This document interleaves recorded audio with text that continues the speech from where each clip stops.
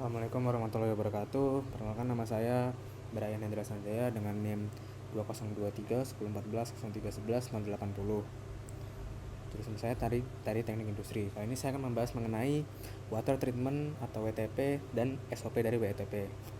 Mulai dari yang pertama, poin A, yaitu adalah konsep dasar. Jadi, water treatment itu adalah serangkaian proses fisik, kimia, dan biologis yang dilakukan untuk memperbaiki kualitas air agar memenuhi standar tertentu sesuai dengan kebutuhan penggunanya. Jadi air-air yang sudah dikumpulkan itu akan dilakukan proses fisik, proses kimia, dan juga biologis agar air itu bisa meningkat dari kualitas airnya dan bisa memenuhi dari standar dari perusahaan seperti itu.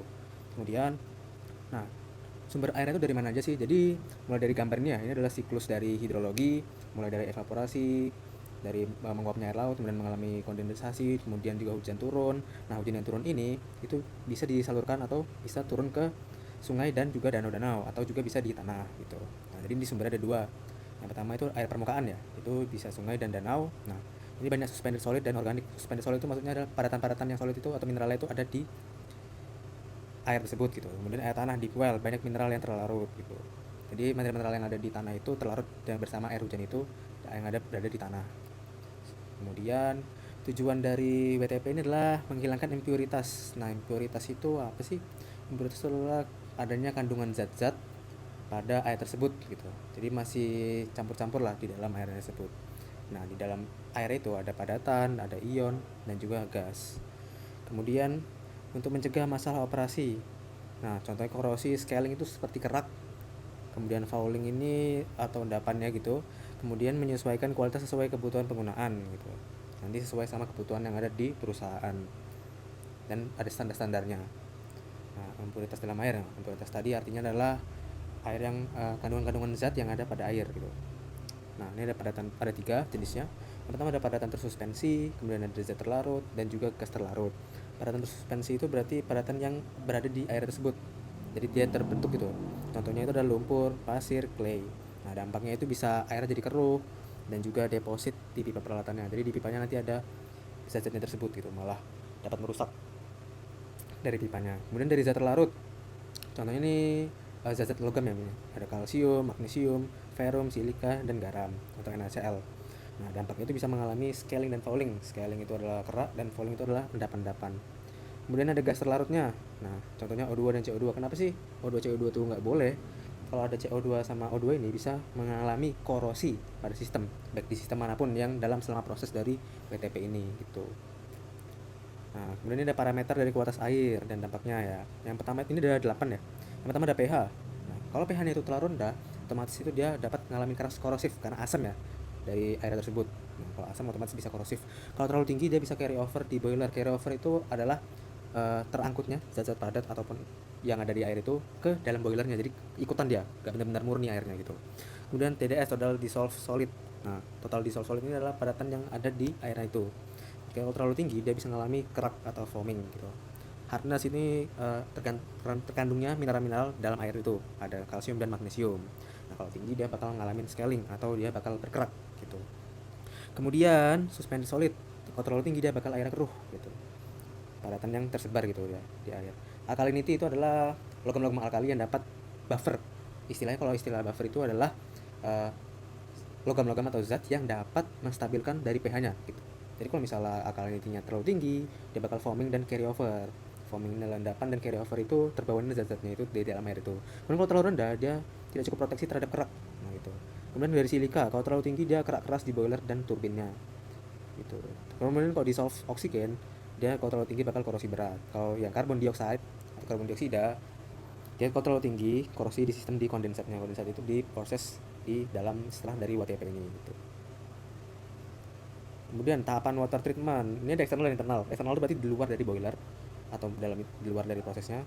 Jadi itu dilakukan klarifikasi, filtrasi, ion exchange, kemudian deaerasi.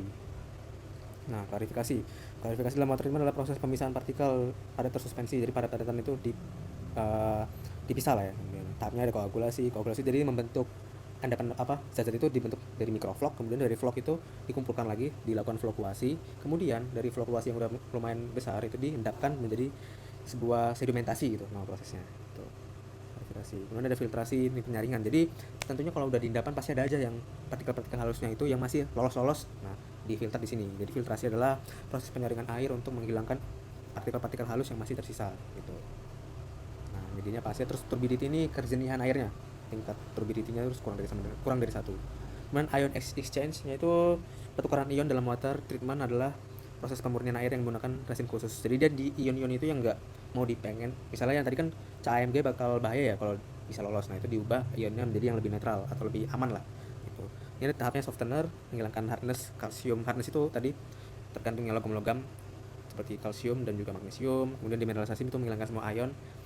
Kemudian reverse osmosis itu pemisahan zat terlarut. Kemudian deaerasi dalam water treatment adalah proses penghilangan gas-gas terlarut dalam air, terutama oksigen, dan ini lebih ke gas-gasnya. Kalau misalnya mau hilangin gas dari oksigen dan karbon dioksida, itu bisa menggunakan deaerasi ini. Nah, karena bisa menyebabkan korosi pada peralatan pipa dan semuanya gitu. Kemudian metodenya thermal vakum. Kalau thermal dia dilakukan pemanasan air itu sampai mencapai titik mendidihnya. Kalau yang vakum itu dilakukan penekanan. Jadi diturunkan tekanannya sampai dia benar-benar nanti hilang dari karbon dioksida dan oksigennya ini. Kemudian internal treatment berarti di dalam prosesnya itu ada tujuannya itu mencegah korosi, mencegah kerak atau scaling, terus carry over, terbawanya zat-zat tadi.